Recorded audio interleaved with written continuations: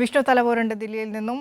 വിഷ്ണു, കഴിഞ്ഞ ദിവസം JNU സീതാറാം യെച്ചൂരിക്ക് ഏത് വിധത്തിൽ യാത്രയയപ്പ് നൽകി, അന്ത്യാഭിവാദനം നൽകി എന്ന് നമ്മൾ കണ്ടതാണ്. അല്പസമയത്തിനകം തന്നെ AKG ഭവനിലേക്ക് സീതാറാം യെച്ചൂരി എത്തുകയാണ് അന്ത്യാഭിവാദനം സ്വീകരിക്കാനായി.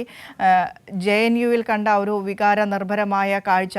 JNU അദ്ദേഹത്തിൻ്റെ രാഷ്ട്രീയ പാതയിലേക്കുള്ള ഒരു വാതായനം തുറന്നു കൊടുത്തതാണെങ്കിൽ AKG ഭവൻ അദ്ദേഹത്തിൻ്റെ പ്രവർത്തന മേഖലയാണ്, പ്രവർത്തന മണ്ഡലമാണ്.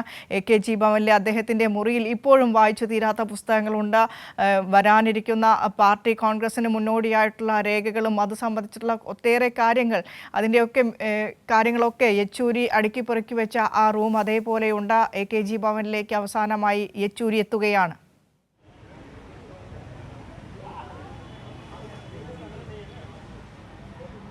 വിനുഷ, തീർച്ചയായിട്ടും 10 മണിയോട് കൂടിയായിരിക്കും യെച്ചൂരിയുടെ മൃതദേഹം AKG ഭവനിലേക്ക് എത്തുക. നമ്മൾ AKG ഭവനിലുള്ളത്. ഇവിടെ ഈ ഒരു പൊതുദർശനത്തിനുള്ള എല്ലാ ക്രമീകരണങ്ങളും പൂർത്തിയായിട്ടുണ്ട്. നമ്മൾ ഈ കാണുന്നിടത്താണ് പൊതുദർശനം ഉണ്ടാവുക. യെച്ചൂരിയുടെ മൃതശരീരം ഇവിടെയായിരിക്കും പൊതുദർശനത്തിന് വയ്ക്കുക. ആളുകൾക്ക് കൃത്യമായി തന്നെ വന്ന് കണ്ടു പോകാനുള്ള എല്ലാ ക്രമീകരണങ്ങളും ഇവിടെ പൂർത്തീകരിച്ചിട്ടുണ്ട്. അതോടൊപ്പം തന്നെ രാവിലെ മുതൽ തന്നെ പാർട്ടി ആസ്ഥാനത്തേക്ക് നിരവധി നേതാക്കളും പ്രവർത്തകരുമൊക്കെ എത്തിത്തുടങ്ങിയിട്ടുണ്ട്. നമുക്ക് കാണാൻ കഴിയും. റെഡ് വാളണ്ടിയർമാരടക്കം ഇവിടെ പൂർണ്ണ സജ്ജമായി തന്നെ നിൽക്കുകയാണ്. അല്പസമയത്തിനകം തന്നെ യെച്ചൂരിയുടെ മൃതശരീരം അദ്ദേഹത്തിൻ്റെ വസതിയിൽ നിന്നും ഇങ്ങോട്ടേക്ക് യാത്ര തിരിക്കും. ഇത്രയും വർഷം യെച്ചൂരി പ്രവർത്തിച്ച പാർട്ടി ആസ്ഥാനം ഇവിടേക്ക് യെച്ചൂരിയുടെ മൃതശരീരം അവസാനമായി എത്തുന്നു എന്നതാണ്.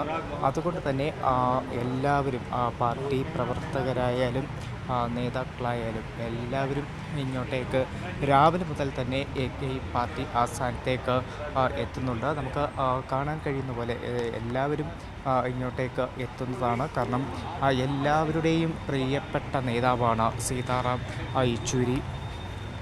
ഇന്ത്യൻ രാഷ്ട്രീയത്തിലെ ഇത്രത്തോളം തലയെടുപ്പുള്ള, എല്ലാവരെയും ചേർത്ത് പിടിച്ച, എല്ലാവരുടെയും പ്രിയ സഖാവിൻ്റെ അവസാനത്തെ യാത്രയാണ് ഇങ്ങോട്ടേക്കുള്ളത്. ഇവിടെ 3 മണി വരെയാണ് ഒരു പൊതുദർശനം നടക്കുക. അതിനുശേഷം ഇവിടെ നിന്നും കാൽനടയായി അദ്ദേഹത്തിൻ്റെ മൃതശരീരം വഹിച്ചുകൊണ്ട് 14 അശോക റോഡിലേക്കെത്തും. 14 അശോക റോഡെന്ന് പറയുന്നത് നമ്മൾ ഈ കാണുന്ന പാർട്ടി ആസ്ഥാനത്തിന് മുന്നേ പ്രവർത്തിച്ചിരുന്ന ആസ്ഥാനമായി പ്രവർത്തിച്ചിരുന്ന കെട്ടിടമാണ് 14 അശോക റോഡിലുള്ളത്. അവിടെയായിരുന്നു പാർട്ടിയുടെ യോഗങ്ങളെല്ലാം തന്നെ ചേർന്നിരുന്നത്. അതിനുശേഷമാണ് ഇപ്പോൾ ഉള്ള AKG ഭവനിലേക്ക് മാറുന്നത്. അപ്പോൾ ഇവിടെ നിന്നും കാൽനടയായി, വിലാപയാത്രയായി യെച്ചൂരിയുടെ ശരീരം 3 മണിക്ക് ശേഷമാണ് അങ്ങോട്ടേക്ക് കൊണ്ടുപോവുക. അവിടെ നിന്നും ആംബുലൻസ് മാർഗം ദില്ലി എയിംസിലേക്ക് എത്തിക്കും എന്നതാണ് അറിയിച്ചിരിക്കുന്നത്. എയിംസിൽ യെച്ചൂരിയുടെ മൃതദേഹം കൈമാറുകയും ചെയ്യും. പഠന ആവശ്യങ്ങൾക്ക് വേണ്ടി യെച്ചൂരിയുടെ ആഗ്രഹപ്രകാരം തന്നെയാണ് അത്തരത്തിൽ യെച്ചൂരിയുടെ മൃതശരീരം കൈമാറുന്നത്. എന്തായാലും ഞാൻ സൂചിപ്പിച്ചു വന്നത് വളരെ ഒരു വികാര നിർഭരമായിട്ടുള്ള ഒരു അന്തരീക്ഷം തന്നെയാണ് നമുക്കിവിടെ കാണാൻ കഴിയുന്നത്. ദൃശ്യങ്ങളിൽ കാണാൻ കഴിയുന്നത് പോലെ ചെങ്കോടി ഏന്തി നിരവധി പ്രവർത്തകർ രാവിലെ മുതൽ തന്നെ പാർട്ടി ആസ്ഥാനത്തേക്ക് എത്തിയിട്ടുണ്ട്. അവരുടെ പ്രിയ സഖാവിൻ്റെ അവസാനത്തെ വരവിനായി ഒരു നോട്ടം കാണാനും അന്തിമ അഭിവാദ്യങ്ങൾ അർപ്പിക്കുന്നതിനും വേണ്ടിയിട്ടാണ് ആളുകളൊക്കെ ഇങ്ങോട്ടേക്ക് എത്തിക്കൊണ്ടിരിക്കുന്നത്. വിനിഷ. വിഷ്ണുവിൻ്റെ പിറകിൽ കാണിക്കുന്ന ആ പടിക്കെട്ടുകൾ നമ്മൾ ദൃശ്യമാധ്യമ പ്രവർത്തകർക്കായാലും മാധ്യമപ്രവർത്തകർക്കും ഒന്നാകെ സുപരിചിതമായ പടിക്കെട്ടുകളാണ്. അനവധിയായ കാര്യങ്ങൾ ആ പടിക്കെട്ടുകളിൽ വെച്ച് മാധ്യമപ്രവർത്തകരോട് സഖാവ് യെച്ചൂരി തന്നെ പങ്കുവച്ചിട്ടുണ്ട്. മുഖഭാവത്തിലെ സൗമ്യതയ്ക്കപ്പുറം നിലപാടുകളുടെ കാർക്കശ്യം നമ്മളൊക്കെ അനുഭവിച്ചറിഞ്ഞത് ആ പടിക്കെട്ടുകളിൽ വെച്ചാണ്. കാരണം മാധ്യമപ്രവർത്തകരോട് സംസാരിക്കുമ്പോൾ ഏതൊരു കാര്യത്തിലും ഏതൊരു വിഷയത്തിലും പാർട്ടിയുടെ നിലപാട് മാധ്യമപ്രവർത്തകർ ചോദിക്കുമ്പോൾ അതിൽ ഏതെങ്കിലും തരത്തിലുള്ള ദുരുദ്ദേശപരമായിട്ടുള്ള ചോദ്യങ്ങൾ ഉൾപ്പെടുത്തിക്കൊണ്ട് പോലും മാധ്യമപ്രവർത്തകർ ചോദിക്കുമ്പോൾ കൃത്യമായി മാധ്യമങ്ങളോട് പങ്കുവയ്ക്കാനുള്ളത് കൃത്യമായി ആ പടിക്കെട്ടിൽ വെച്ച് സീതാറാം യെച്ചൂരി എല്ലാ കാലത്തും പങ്കുവച്ചിരുന്നു.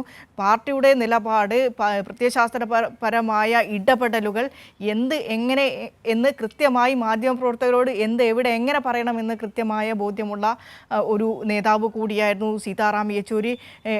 ഞാൻ നേരത്തെ സൂചിപ്പിച്ചതുപോലെ തന്നെ സുപരിചിതമാണ് ആ പടിക്കെട്ടുകൾ. ഒട്ടേറെ കാര്യങ്ങൾ ആ പടിക്കെട്ടുകൾ വെച്ച് മാധ്യമപ്രവർത്തകരോട് അദ്ദേഹം സംസാരിച്ചിട്ടുണ്ട്.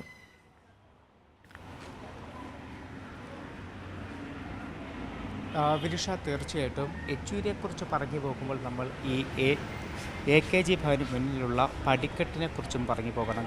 കാരണം ഇത്രയും വർഷമായി നമ്മൾ യെച്ചൂരി ഈ പടിക്കെട്ടുകൾ ചിരിച്ചുകൊണ്ട് മാത്രമാണ് അകത്തേക്ക് കയറുകയും ഇറങ്ങുകയും ചെയ്തിട്ടുള്ളത്.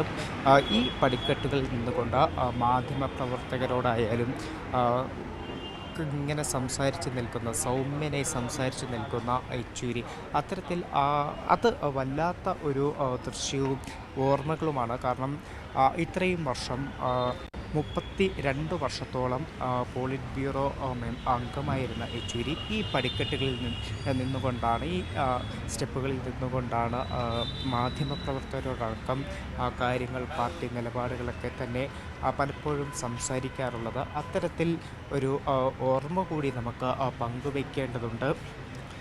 അതോടൊപ്പം ഇവിടെ പാർട്ടി ആസ്ഥാനത്ത് യെച്ചൂരിയുടെ ഛായാചിത്രം ഇവിടെ ഒരുക്കിയിട്ടുണ്ട്. അതിൽ രാവിലെ മുതൽ തന്നെ ഇങ്ങോട്ടേക്ക് എത്തുന്ന പ്രവർത്തകരും നേതാക്കളുമൊക്കെ തന്നെ പുഷ്പാർച്ചന നടത്തുന്നുമുണ്ട്.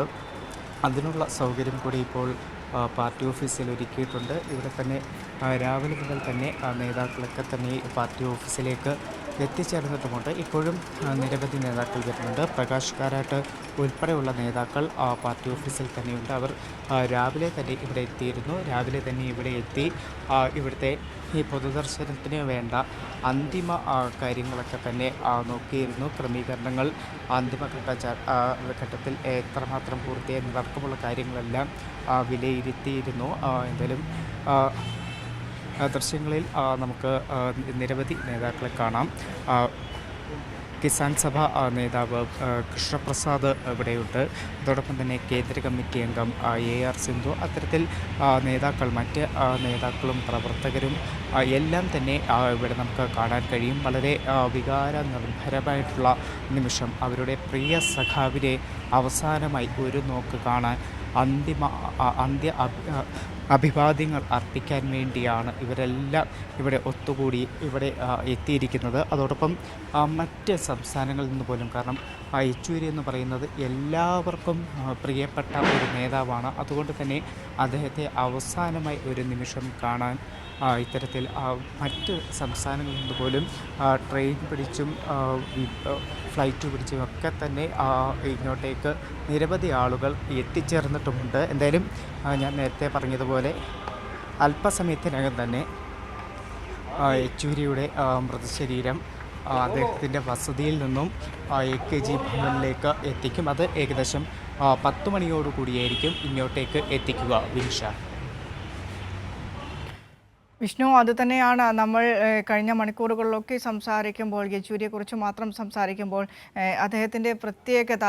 കാരണം എത്രത്തോളം ആളുകളിലേക്ക് ഇറങ്ങിച്ചെല്ലാൻ കഴിയുമോ അത്രത്തോളം നമ്മൾ ചിലപ്പോഴെങ്കിലും സംശയിച്ചു പോകും, ഒരു മനുഷ്യന് മറ്റൊരു മനുഷ്യനോട് ഈ രീതിയിലൊക്കെ സംസാരിക്കാൻ പറ്റുമോ, ഈ രീതിയിൽ കമ്മ്യൂണിക്കേറ്റ് ചെയ്യാൻ പറ്റുമോ, പറയുന്ന വാക്കുകൾ മറ്റുള്ളവർക്ക് വേദനിപ്പിക്കാത്ത തരത്തിൽ, അവർക്ക് സ്വീകാര്യമായ തരത്തിൽ സംസാരിക്കുക എന്നൊക്കെ പറയുന്നത് അസാധ്യമായ കാര്യങ്ങൾ തന്നെയാണ്. ഏറ്റവും ചുരുക്കം മനുഷ്യന്മാർക്ക് മാത്രം പറ്റുന്ന ഒരു ക്വാളിറ്റിയാണ്. കേൾക്കുന്നവരെ മുറിവേൽപ്പിക്കാതെ അവർക്ക് മനസ്സിലാകുന്ന രീതിയിൽ ഒരു കാര്യം പറഞ്ഞ് മനസ്സിലാക്കുക, അല്ലെങ്കിൽ ഒരു കാര്യത്തിൽ നമ്മളുടെ നിലപാട് മറ്റുള്ളവരെ പറഞ്ഞ് മനസ്സിലാക്കുന്നത്, മറ്റുള്ളവരെ മുറിപ്പെടുത്താതെ വേദനിപ്പിക്കാതെ അവർക്ക് കൃത്യമായ കാര്യങ്ങൾ മനസ്സിലാകുന്ന രീതിയിൽ പറഞ്ഞ് വലിപ്പിക്കുക എന്നത് ഏറ്റവും ചുരുക്കം ചിലർക്ക് മാത്രം കണ്ടുവരുന്ന ഒരു ക്വാളിറ്റിയാണ്. അത് ചില മനുഷ്യന്മാർക്ക് മാത്രമേ അതിന് കഴിയുകയുള്ളൂ മറ്റുള്ളവരെ വേദനിപ്പിക്കാതെ, ഒരുവിധം വേദനിപ്പിക്കാതെ മുന്നോട്ട് പോകാൻ വേണ്ടിയിട്ട്. കഴിഞ്ഞ ദിവസങ്ങളിലൊക്കെ സീതാറാം യെച്ചൂരിയെ കാണാനെത്തിയവരായാലും അദ്ദേഹത്തെക്കുറിച്ച് ഓർമ്മകൾ പങ്കുവച്ചവരായാലും എതിർചേരികളിലുണ്ട്. ഈ യെച്ചൂരിയുടെ രാഷ്ട്രീയവുമായി പ്രതിപക്ഷത്തിരിക്കുന്ന, അതായത് യെച്ചൂരിയുടെ രാഷ്ട്രീയത്തെ എതിർക്കുന്നവരുണ്ട്, അദ്ദേഹത്തിൻ്റെ രാഷ്ട്രീയ നിലപാടുകളോട് വിയോജിപ്പുകൾ ഉള്ളവരുണ്ട്. അവരൊക്കെ പങ്കുവയ്ക്കുന്നത്, യെച്ചൂരിയെക്കുറിച്ചുള്ള ഓർമ്മകൾ പങ്കുവയ്ക്കുന്നത് അദ്ദേഹം എത്രത്തോളം ജനങ്ങളിലേക്ക് അടുത്ത ഒരു മനുഷ്യനായിരുന്നു, എത്രത്തോളം നല്ലൊരു സുഹൃത്തായിരുന്നു, എത്രത്തോളം നല്ലൊരു സഖാവായിരുന്നു എന്നത് തന്നെയാണ്.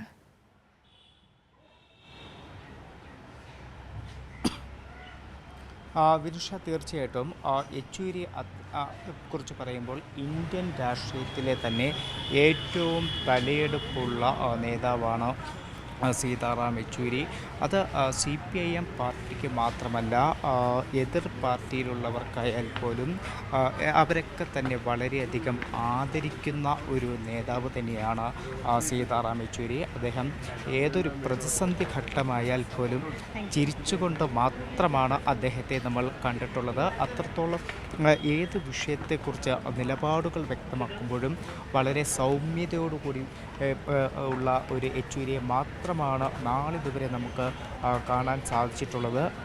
ഇതിനു പുറമെ എല്ലാവരുമായിട്ടും വലിയ അടുപ്പം കാത്തു സൂക്ഷിച്ച ഒരു നേതാവ്, ഒരു രാഷ്ട്രീയ നേതാവ്. അത് മറ്റു പാർട്ടിയിലുള്ളവരായാൽ പോലും അവരുമായിട്ടൊക്കെ തന്നെ വലിയ ആത്മബന്ധം കാത്തു സൂക്ഷിച്ച ഒരു നേതാവ് കൂടിയാണ് സീതാറാം യെച്ചൂരി. അദ്ദേഹത്തെക്കുറിച്ച് പറയുമ്പോൾ മറ്റു പാർട്ടിക്കാർ പോലും പറയുന്നത് അത്രത്തോളം ആദരവോടെ ബഹുമാനത്തോടെ മാത്രമാണ് യെച്ചൂരിയെ നോക്കിക്കണ്ടിട്ടുള്ളത്. മികച്ച ഒരു പാർലമെൻറ്റേറിയൻ. അദ്ദേഹം പാർലമെൻറ്റിൽ അദ്ദേഹത്തിൻ്റെ പ്രസംഗമുണ്ടെങ്കിൽ ആ ഒരു സമയത്ത് പോലും എതിർ പാർട്ടിക്കാർ പോലും അദ്ദേഹത്തിൻ്റെ യെച്ചൂരിയുടെ പ്രസംഗം കേൾക്കാൻ പാർലമെൻറ്റിൽ കൃത്യമായി തന്നെ എത്തുന്ന സാഹചര്യമുണ്ടായിരുന്നു. കാരണം ഒന്നാം UPA സർക്കാരിൻ്റെ കാലഘട്ടത്തിൽ മൻമോഹൻ സിംഗ്, പ്രധാനമന്ത്രിയായിട്ടുള്ള മൻമോഹൻ സിംഗ് പോലും യെച്ചൂരിയുടെ പ്രസംഗങ്ങൾ കേൾക്കാനായി പാർലമെൻറ്റിൽ എത്തിയിരുന്നു. അത്തരത്തിലൊരു ചരിത്രം കൂടി യെച്ചൂരിയെക്കുറിച്ച് പറയുമ്പോൾ നമ്മൾ പറയണം. ഇതിന് പുറമെ ഇന്ത്യൻ രാഷ്ട്രീയത്തിനായാലും വലിയ ഒരു ദിശാബോധം, സംഭാവനകളൊക്കെ തന്നെ നൽകിയ ഒരു നേതാവ് എന്നുകൂടി നമുക്ക് പറഞ്ഞു വെക്കേണ്ടതുണ്ട്. യെച്ചൂരിയെക്കുറിച്ച് പഠിക്കുക, പോരാടുക എന്ന SFIയുടെ മുദ്രാവാക്യം അത് ജീവിതത്തിൽ പ്രാവർത്തികമാക്കിയ എല്ലാവർക്കും ഒരു വഴികാട്ടി ആയ നേതാവ് കൂടിയാണ് സീതാറാം യെച്ചൂരി. പിന്നീട് അദ്ദേഹത്തിൻ്റെ സമര കാലഘട്ടം, ഈ ഒരു രാഷ്ട്രീയ പ്രവർത്തനത്തിലേക്കൊക്കെ വരുന്നത് JNUവിലൂടെയാണ്. യെച്ചൂരിയെ ഇത്രത്തോളം ഒരു ശക്തനായിട്ടുള്ള വിപ്ലവ നേതാവാക്കി വാർത്തെടുക്കുന്നതിൽ JNU വഹിച്ച പങ്ക് നമുക്ക് പറഞ്ഞു പോകാതിരിക്കാൻ കഴിയുകയില്ല. അടിയന്തരാവസ്ഥ കാലത്ത് അവിടെ പഠിക്കുമ്പോഴാണ് യെച്ചൂരി അറസ്റ്റിലാകുന്നത്. അത്തരത്തിൽ യെച്ചൂരി എന്ന് പറയുന്ന രാഷ്ട്രീയ നേതാവിനെ വാർത്തെടുക്കുന്നതിൽ JNU വലിയ ഒരു പങ്ക് വഹിച്ചിട്ടുണ്ട്. അതോടൊപ്പം വലിയ ആത്മബന്ധം JNUവുമായിട്ട് കാത്തു സൂക്ഷിച്ച ഒരു നേതാവാണ് സീതാറാം യെച്ചൂരി. അതാണ് നമ്മൾ ഇന്നലെ അവിടുത്തെ JNUവിലെ പൊതുദർശനത്തിൽ പോലും കണ്ടത്. കാരണം മറ്റൊരു നേതാവിനും ലഭിക്കാത്ത തലത്തിലുള്ള ഒരു യാത്രാമൊഴി തന്നെയാണ് ഇന്നലെ JNUവിൽ നമുക്ക് കാണാൻ കഴിഞ്ഞത്. സീതാറാം യെച്ചൂരിയുടെ മൃതദേഹം JNUവിലേക്ക് കൊണ്ടുവരുമ്പോൾ തന്നെ വിദ്യാർത്ഥികളായാലും മറ്റ് നേതാക്കളായാലും എല്ലാവരും ഒഴുകിയെത്തുന്ന ഒരു കാഴ്ചയായിരുന്നു നമുക്ക് അവിടെ കാണാൻ കഴിയുന്നത്. പ്രതികൂല കാലാവസ്ഥ ആയിരുന്നെങ്കിൽ പോലും ആളുകൾ അങ്ങോട്ടേക്ക് സഖാവിനെ, അവരുടെ പ്രിയ സഖാവിനെ ഒരു നോക്ക് കാണുന്നതിന് വേണ്ടി ഒഴുകി എത്തുന്ന ഒരു സാഹചര്യം നമ്മൾ ഇവിടെ കണ്ടിരുന്നു. അത്തരത്തിൽ തന്നെ നമുക്ക് യെച്ചൂരിയെ പറഞ്ഞു പോകണം. എന്തായാലും ഞാൻ നേരത്തെ പറഞ്ഞതുപോലെ അല്പസമയത്തിനകം തന്നെ ഈ യെച്ചൂരിയുടെ മൃതശരീരം അദ്ദേഹത്തിൻ്റെ വസതിയിൽ നിന്നും ഇങ്ങോട്ടേക്ക് എത്തിക്കും. ഇപ്പോൾ നേതാക്കളൊക്കെ തന്നെ ഇങ്ങോട്ടേക്ക് എത്തിത്തുടങ്ങിയിട്ടുണ്ട്. വിനിഷ.